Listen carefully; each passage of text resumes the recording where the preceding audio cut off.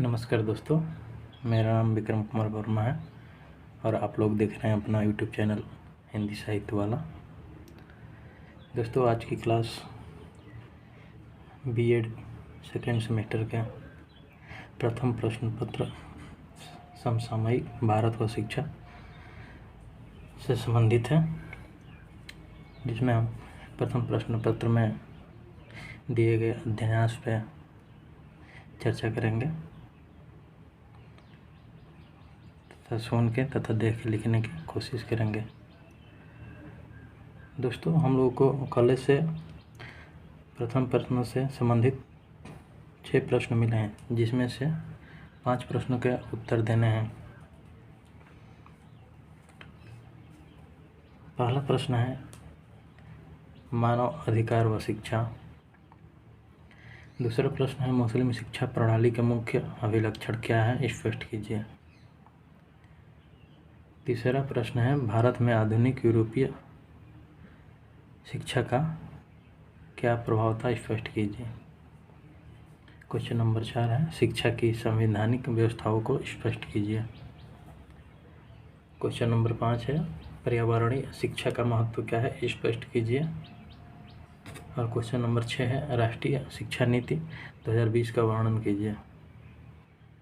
तो दोस्तों, हम लोग एक एक करके प्रत्येक क्वेश्चन का आंसर लिखेंगे और देखेंगे। ठीक है दोस्तों, तो शुरू करते हैं हम लोग।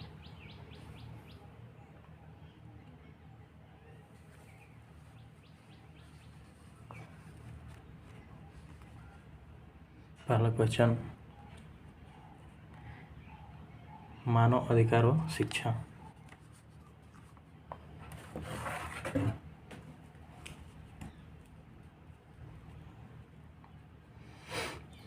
इसका उत्तर लिखेंगे हम लोग। सर्वे भवन्तु सुखिनः, सर्वे सन्तु निरामया, सर्वे भद्राणि पश्यन्तु, मा कश्चित् दुःखभाग् भवेत्। श्लोक में वैदिक काल से ही प्रत्येक मानव के सुख और दुख, संतोषपूर्ण जीवन का भाव व्यक्त होता है। मानव अधिकार नवीन अवधारणा नहीं है, बल्कि इसकी जड़ें अतीत की गहराइयों में छिपी है।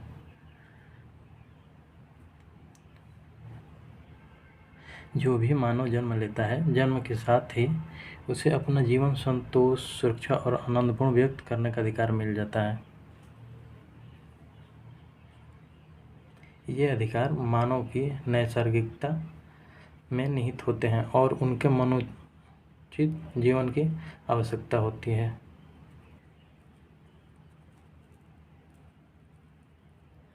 समाज और सरकार का ये दायित्व है कि वह प्रत्येक मनुष्य को सभी बुनियादी सुविधाएं प्रदान करें। उपयुक्त पर्यावरण का निर्माण करें ताकि प्रत्येक मानव अपना जीवन स्वतंत्रता, सम्मान और सुरक्षापूर्ण व्यतीत कर सकता है।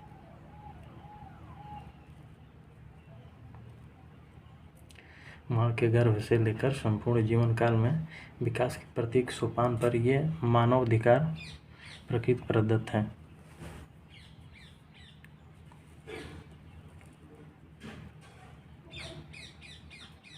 भारतीय दर्शन की प्रत्येक शाखा मुक्ति या मोक्ष की बात करती है, जिसे आधार मानकर शासकों ने व्यक्तिक स्वतंत्रता और सहनशीलता को अपनी राजनीति का आधार बनाया।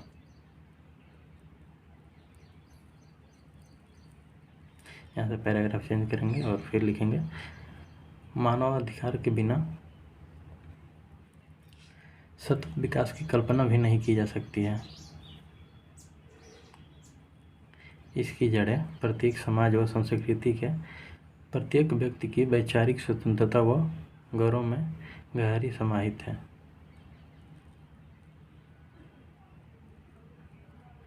10 दिसंबर 1948 को अंतर्राष्ट्रीय मानवाधिकार बिल को स्वीकृति प्रदान की गई।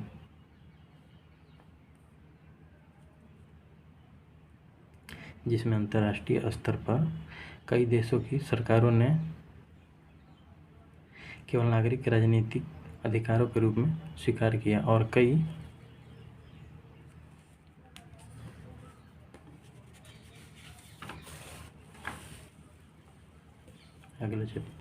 अगले पेज से और कई मानवीय अधिकारों जैसे भोजन का अधिकार, शिक्षा का अधिकार, स्वास्थ्य व सामाजिक सुरक्षा जैसे अधिकारों को शामिल नहीं किया।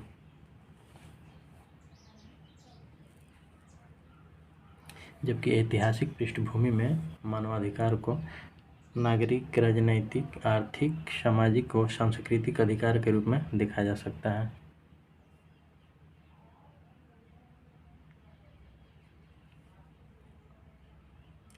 भारत में भी 10 अप्रैल 1979 को मानवाधिकारों को स्वीकृति प्रदान की गई व सितंबर 1993 में मानवाधिकारों अध्यादेश पारित कर राष्ट्रीय मानवाधिकार आयोग का गठन किया गया।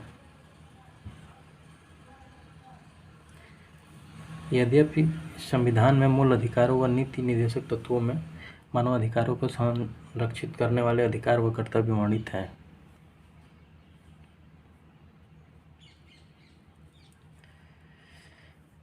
अब हेडिंग डालेंगे मानवाधिकार व शिक्षा। इसमें आगे लिखेंगे 10 दिसंबर 1948 को सार्वभौमिक घोषणा पत्र में संसार के प्रत्येक व्यक्ति को अनमोल तोहफा देते हुए घोषणा की कि इस संसार के प्रत्येक व्यक्ति को समान गौरव प्राप्त है।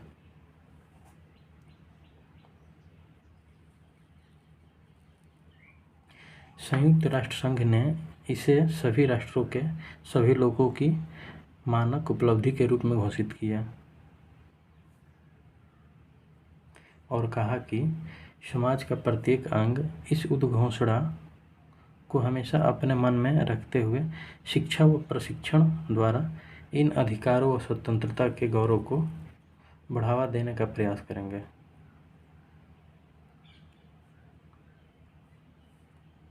यद्यपि संसार के अधिकार लोग जिनके लिए इन अधिकारों की घोषणा की गई अभी तक भी इनसे अनभिज्ञ हैं, आज भी उनमें जागरूकता का अभाव है। भारतीय दर्शन में विद्या को मुक्ति का साधन माना गया है और वर्तमान वैश्विक परिदृश्य में यह शिक्षा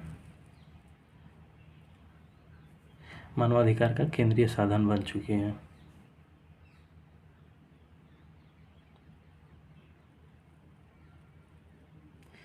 शिक्षा अधिगम का आधार है और यही शिक्षा किसी व्यक्ति, समाज व राष्ट्र के विकास की कुंजी है। किसी भी राष्ट्र की शिक्षा व्यवस्था वहाँ के समाज की प्रकृति किसी भी राष्ट्र की शिक्षा व्यवस्था वहाँ के समाज की प्रकृति, आकांक्षा एवं जीवन लक्ष्यों को अभिव्यक्त करती है। मानवाधिकार के सभी दस्तावेज शिक्षा को प्रमुख स्थान देते हैं।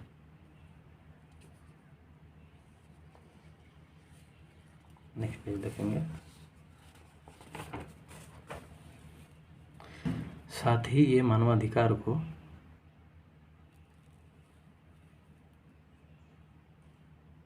बढ़ावा देते हैं।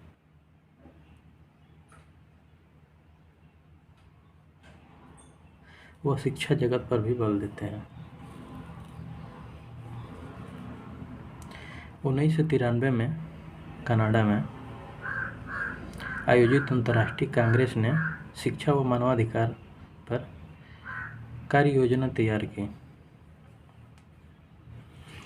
फिर से देखते हैं 1993 में कनाडा में आयोजित अंतर्राष्ट्रीय कांग्रेस ने शिक्षा व मानवाधिकार पर कार्य योजना तैयार की जिसमें प्रजातंत्र व मानवाधिकार शिक्षा के अभ्यास पर बल दिया गया। भारत में विभिन्न शिक्षा कमीशन और शिक्षा नीतियों ने शिक्षा के अधिकार को मानवाधिकार के रूप में शिक्षा के विकास व पुनर्संरचना के लिए इसे आवश्यक माना है।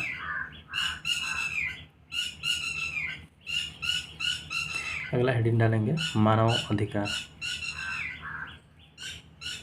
इसमें आगे लिखेंगे सार्वजनिक घोषणा पत्र में प्रस्तावना के साथ 30 अनुच्छेद हैं। प्रस्तावना में मौलिक अधिकारों, मानव की महत्ता तथा पुरुष एवं स्त्री के समान अधिकार की समानता के निष्ठा व्यक्त की गई है।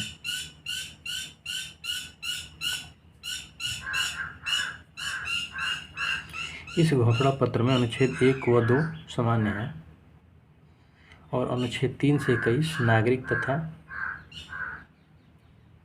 राष्ट्रीय अधिकारों तथा अनुच्छेद 28 से 30 उपसंहारात्मक है। मानव अधिकार शिक्षा। अगला हेडिंग डालेंगे मानव अधिकार शिक्षा। इसमें पहला लिखिए मौलिक अधिकारों में निष्ठा, दूसरा मानव की महत्ता में निष्ठा, तीसरा मनुष्य तथा नारी के समान अधिकारों में आस्था, चौथा जीवन के उपयुक्त एवं अच्छे रहन सहन के स्तर में निष्ठा।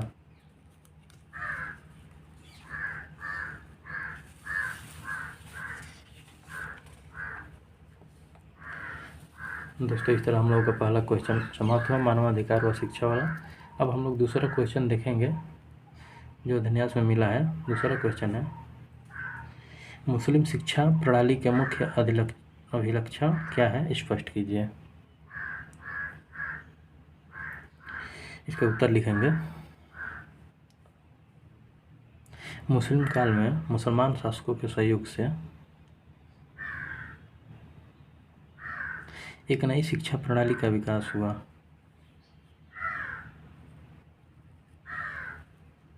जिसे मुस्लिम शिक्षा प्रणाली कहते हैं। इसके मुख्य अभिलक्षण इस प्रकार हैं। पहला हेडिंग डालेंगे शिक्षा का प्रशासनिक व आर्थिक संगठन।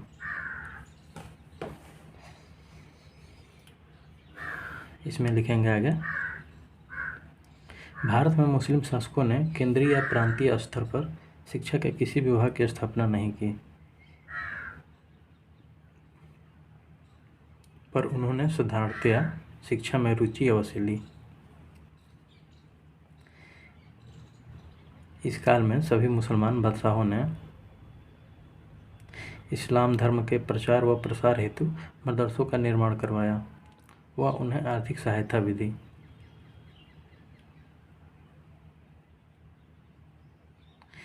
इस प्रकार शिक्षा पर राज्य का अप्रत्यक्ष नियंत्रण देखा जा सकता था। मदरसों में छात्रों से किसी प्रकार का शुल्क नहीं लिया जाता था, बल्कि मदरसों के छात्रावासों में रहने वाले छात्रों को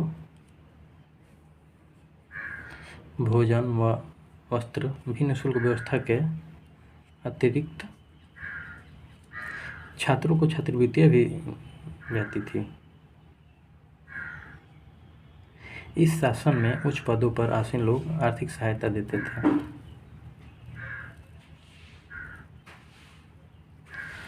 अगला हेडिंग लिखेंगे शिक्षा की संरचना व संगठन। शिक्षा की संरचना व संगठन। इसमें आगे लिखेंगे लगभग संपूर्ण मुस्लिम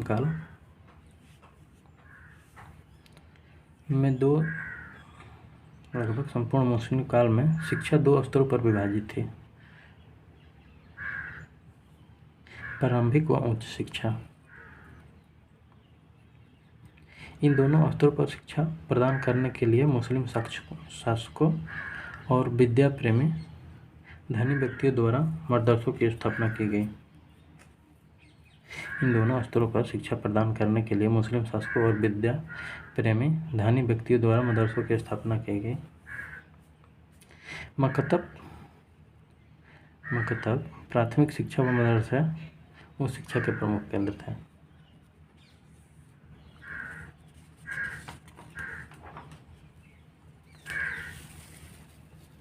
हेडिंग डालेंगे प्राथमिक शिक्षा का स्वरूप।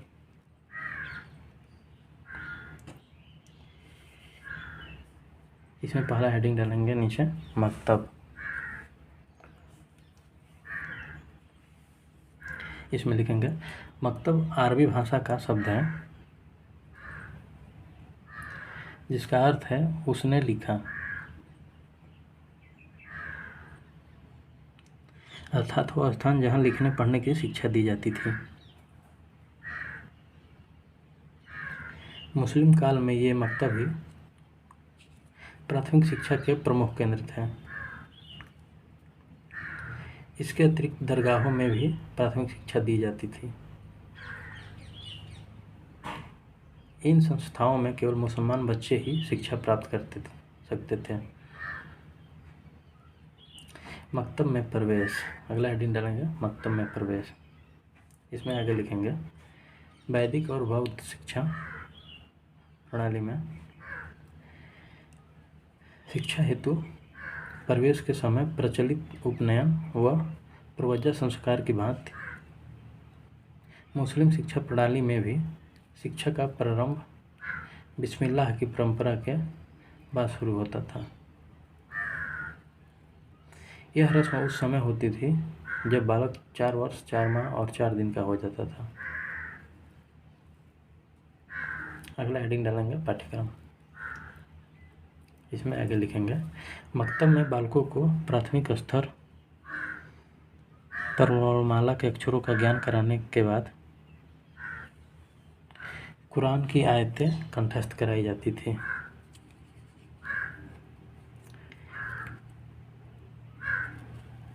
इसके बाद ही कुरान शरीफ का 30वां भाग लिखना पढ़ना पत्र लिखना आदि।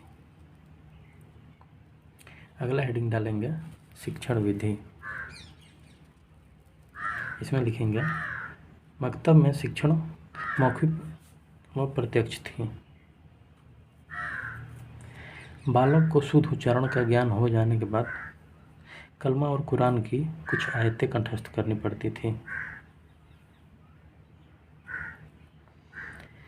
पिछला पाठ सुन लेने के बाद ही अगला पाठ पढ़ाया जाता था। गिनती और पहाड़े जोर जोर से बोलकर याद किए जाते थे।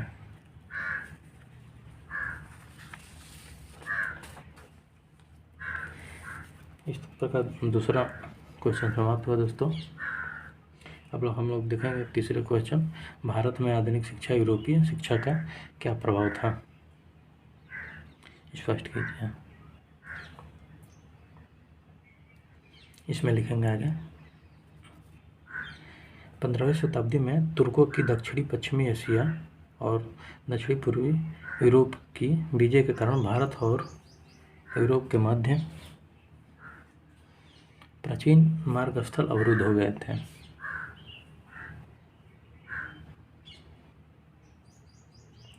इससे यूरोप के व्यापारियों को चिंतित देखकर वहां के नाविकों ने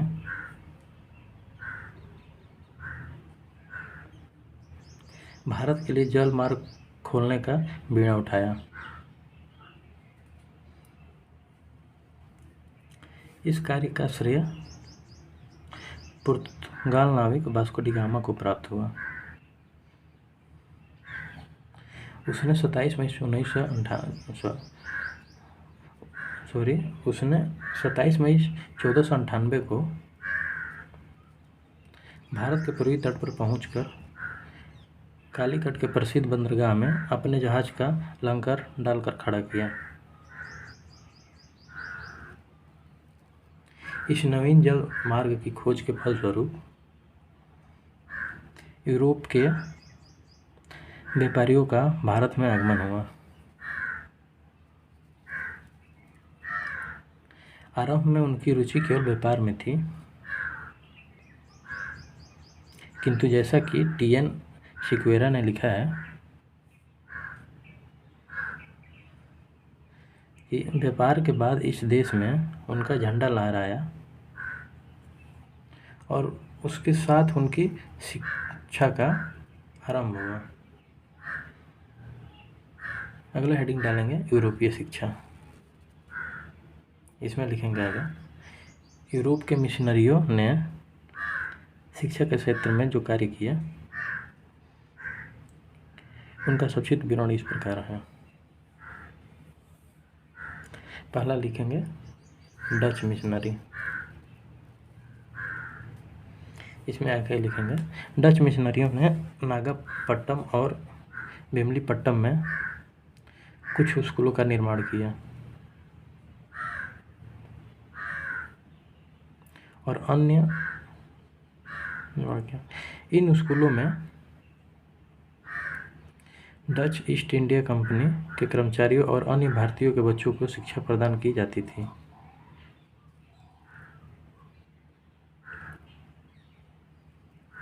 अगला हेडिंग डालेंगे फ्रांसीसी मिशनरी।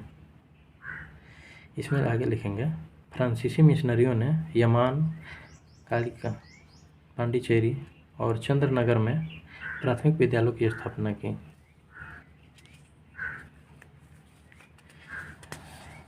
अगला पेज देखेंगे, अगला हेडिंग डालेंगे पुर्तगाली मिशनरी। इसमें आगे लिखेंगे, पुर्तगाली मिशनरियों ने गोवा, बेसिन, कोचीन और चटगांव में प्राथमिक विद्यालय स्थापित किया। इन विद्यालयों में पुर्तगाली और स्थानीय भाषाओं के अतिरिक्त कृषि, गणित, ईसाई धर्म और थोड़ी सी दस्तकारी की शिक्षा भी दी जाती थी।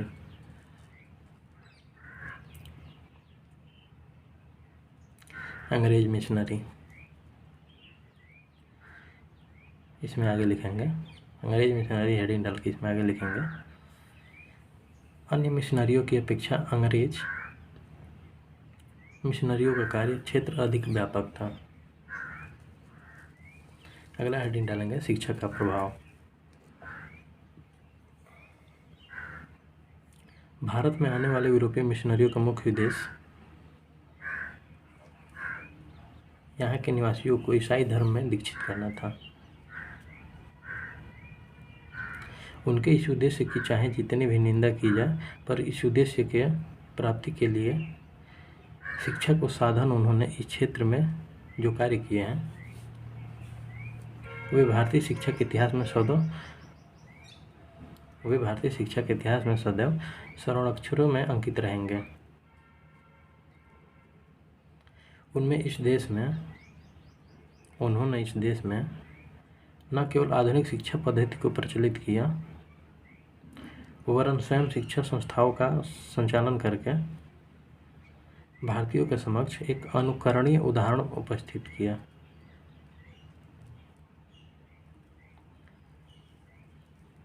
उन्होंने यह कार्य उस समय किया जब प्राचीन भारतीय शिक्षा यवनों द्वारा पदाक्रांत की जा चुकी थी और मुस्लिम शिक्षा अपने संरक्षकों के अभाव में डगमगा रही थी। ऐसे समय में इस मिशनरियों ने एक नवीन प्रणाली का सूत्रपात करके इस देश की जनता का अकथनीय हित किया।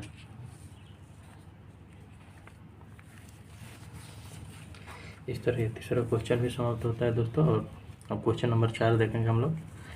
क्वेश्चन नंबर 4 है, शिक्षा की संवैधानिक व्यवस्थाओं को स्पष्ट कीजिए।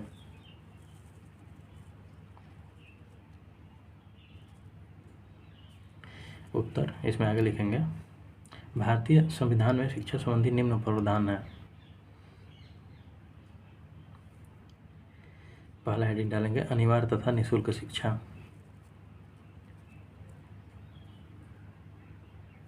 इसमें आगे लिखेंगे संविधान की 45वीं धारा के अनुसार राज्य इस संविधान के लागू होने के 10 वर्ष के भीतर 14 वर्ष के सभी बच्चों को निःशुल्क अनिवार्य शिक्षा प्रदान करने का प्रयास करेगा।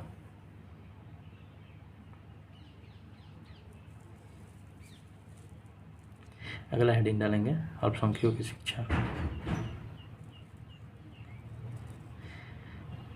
इसमें लिखेंगे आगे, धारा 30 के अनुसार धर्म या भाषा पर आधारित सभी अल्पसंख्यक समुदायों को अपनी रुचि की संस्थाओं की स्थापना और प्रशासन का अधिकार होगा।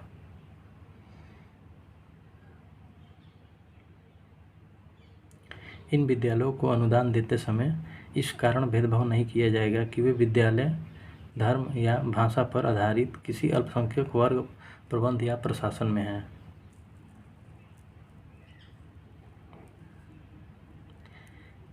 तीसरा नंबर में लिखिए, लोकतंत्र में सभी को अपने व्यक्तित्व के विकास के अवसर मिलने चाहिए। इस मान्यता को ध्यान में रखकर धारा 29(1) में कहा गया है, इन्वर्टेड कॉमा में, भारत के राज्य क्षेत्र अथवा उसके किसी भाग के निवासियों के किसी भी भाग को अपनी विशेष भाषा, लिपि या संस्कृति बनाए रखने का अधिकार होगा।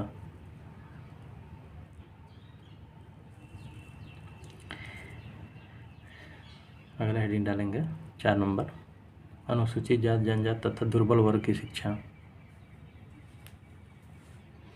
इसमें आगे लिखेंगे, धारा 46 में अनुसूचित जाति, जनजाति तथा दुर्बल वर्ग के लोगों को शैक्षिक तथा आर्थिक हितों को बढ़ाने की बात कही गई है। इस धारा के अनुसार राज्य जनता के निर्बल वर्गों के विशेषतया अनुसूचित जातियों तथा जनजातियों के शिक्षा तथा अर्थ संबंधी हितों को विशेष सावधानी से उन्नत करेगा।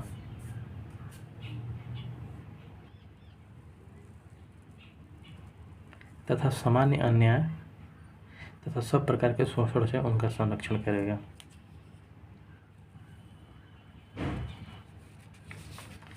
अगला देखेंगे 5 नंबर हेडिंग डालेंगे, आंग्ल भारतीय समुदाय की शिक्षा। इसमें आगे लिखेंगे, धारा 337 में आंग्ल भारतीय समुदाय के लाभार्थी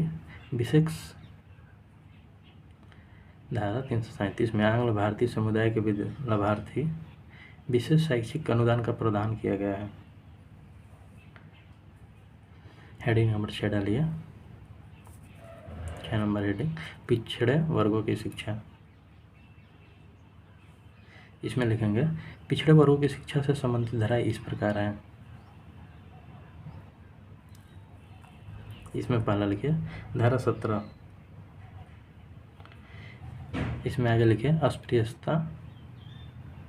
अस्पृश्यता निवारण व किसी भी रूप में छुआछूत का प्रयोग वर्जित है। छुआछूत का प्रयोग वर्जित है। अब सेकेंड लिखेंगे धारा 23, इसमें मनुष्यों के क्रय विक्रय तथा बेगार पर रोक। तीसरा नंबर लिखेंगे धारा 24, इसमें 14 वर्ष से कम आयु वाले किसी बच्चे को किसी फैक्ट्री, खान या अन्य खतरनाक रोजगार में कार्य करने के लिए नियुक्त नहीं किया जा सकता। अगला हेडिंग 7 नंबर डालेंगे, धार्मिक शिक्षा की स्वतंत्रता। इसमें लिखेंगे आगे, भारतीय संविधान में सर्वधर्म सम्मत शिक्षा की व्यवस्था की गई है। संविधान की धारा 28, 1, 2 तथा 3 में प्रावधान है कि राज्य सरकार द्वारा संचालित शिक्षा संस्थाओं में धार्मिक शिक्षा नहीं दी जा सकती।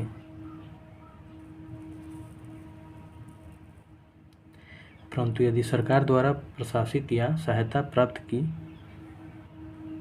प्राप्त किसी संस्था की स्थापना किसी ऐसे न्याय के अधीन हुई है जिसमें कुछ धार्मिक क्रिया अवश्य है, तो उस संस्था में उन धार्मिक क्रियाओं की शिक्षा दी सकती है। अगला हेडिंग डालेंगे 8 नंबर, मातृभाषा में शिक्षा सुविधाएं। इसमें लिखेंगे प्राथमिक स्तर पर मातृभाषा के महत्व को स्वीकार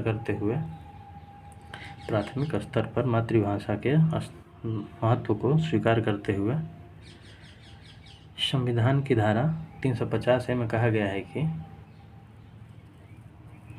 भाषाई दृष्टि से अल्पसंख्यक समूहों के बालकों को उनकी मातृभाषा में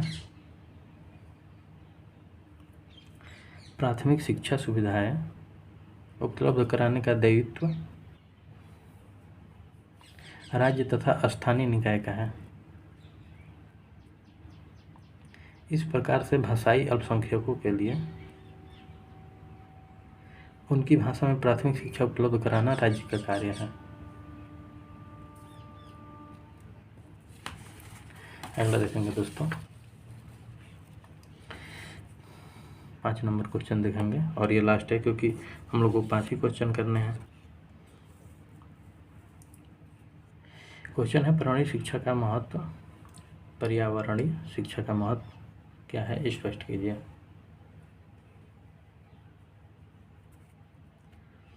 उत्तर इसमें लिखेंगे वर्तमान समय में पर्यावरण प्रदूषण के बढ़ते दौर में पर्यावरण शिक्षा की उपयोगिता हमारे जीवन में दिनों दिन बढ़ती जा रही है। पर्यावरणीय शिक्षा के महत्व को हम निम्न बिंदुओं द्वारा स्पष्ट कर सकते हैं। पहला, पर्यावरण शिक्षा हमारे जीवन में पेड़ पौधों व वनों को महत्व को स्पष्ट करती है। वनों से होने वाले लाभों का ज्ञान कराकर जन सामान्य को वन संरक्षण के लिए प्रेरित किया जा सकता है, जिससे प्रकृति चक्र का संतुलन बना रहे। अगला लिखेंगे पर्यावरण शिक्षा के द्वारा विद्यार्थी को यह बोध कराया जा सकता है कि मानव जीवन के अस्तित्व को बरकरार रखने के लिए पर्यावरण को संतुलित एवं संरक्षित रखना हमारे लिए महत्वपूर्ण है।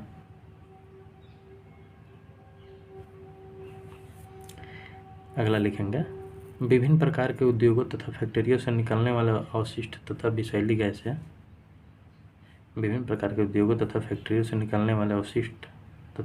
गैसें से उत्पन्न समस्याओं के बारे में विद्यार्थियों को जानकारी पर्यावरणीय शिक्षा के माध्यम से मिलती है। अगला लिखेंगे पर्यावरण शिक्षा द्वारा विद्यार्थी में प्रकृति प्रेम, अपने पर्यावरण एवं परिवेश से प्रेम, राष्ट्र प्रेम एवं अंतर्राष्ट्रीय भाव का विकास किया जा सकता है। अगला लास्ट हेडिंग लिखेंगे, लास्ट पॉइंट लिखेंगे पर्यावरण शिक्षा विद्यार्थी को अपने आसपास होने वाले प्रदूषण को रोकने हेतु जागरूक बनाती है। पर्यावरण शिक्षा विद्यार्थी को अपने आसपास होने वाले प्रदूषण को रोकने हेतु जागरूक बनाती है। ठीक है दोस्तों, यहाँ समाप्त होते हैं 5 क्वेश्चन पहले अध्यन्यास के। अगर आपको ये वीडियो अच्छी लगी तो लाइक या सब्सक्राइब जरूर करें। धन्यवाद दोस्तों।